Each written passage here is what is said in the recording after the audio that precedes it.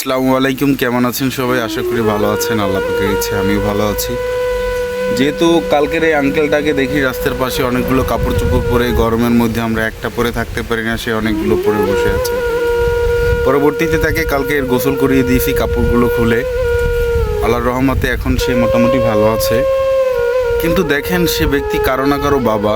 যেহেতু তার বাড়ি বলতেছে কোথায়, আপনার বাড়ি যশোর মাগুরা, যশোর মাগুরা বাড়ি বলে সেখানে।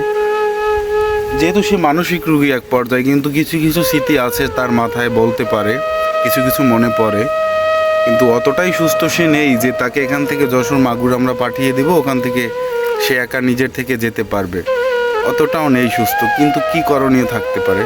সে কিন্তু আসলে পাগল না। এক পর্যায়ে তার পরিবারের থেকে যে কোনো কারণে আজকে সে এখানে। কিন্তু যাই হোক, দেখেন, তার ছেলেরা যদি আপনারা কেউ দেখে থাকেন এই ভিডিওটা, আশা করি তাকে এখান থেকে নেওয়ার চেষ্টাটা করবেন। পৃথিবীতে বাবা মা সম্পদ জিনিসটা কতটাই দামি, যার নেই সে বুঝে। বাবা বা মা কতটাই দামি একটা জিনিস। আপনারা এভাবে করবেন না, আশা করি তাকে নেওয়ার চেষ্টা করেন।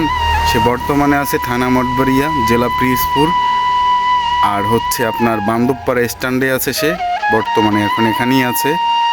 কালকেও তাকে গোসল করিয়ে দিয়েছি, আজকেও পুষ্করিণীতে নিয়ে আসছি এই যে গোসলের উদ্দেশ্যে। সে গোসল করবে নিজে থেকে একাই। যাই হোক, এই হচ্ছে ব্যক্তিটি। আপনার নাম কি বলতে পারেন? হ্যাঁ, কি নাম আঙ্কেল? তার নাম বলতেছে ফকরউদ্দিন।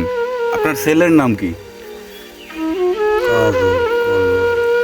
একটার নাম হচ্ছে কাজল, আর একটার নাম কলন, আর একটার নাম বলে কলন।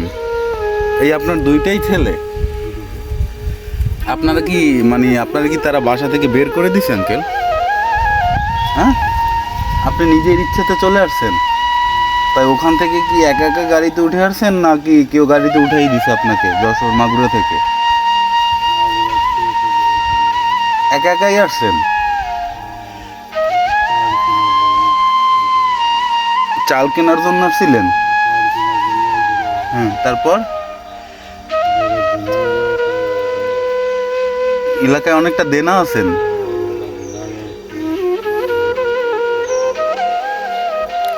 যাই হোক, মানুষ বলতে সমস্যা থাকতেই পারে। আজকে যে কোনো কারণে সে এইখানে।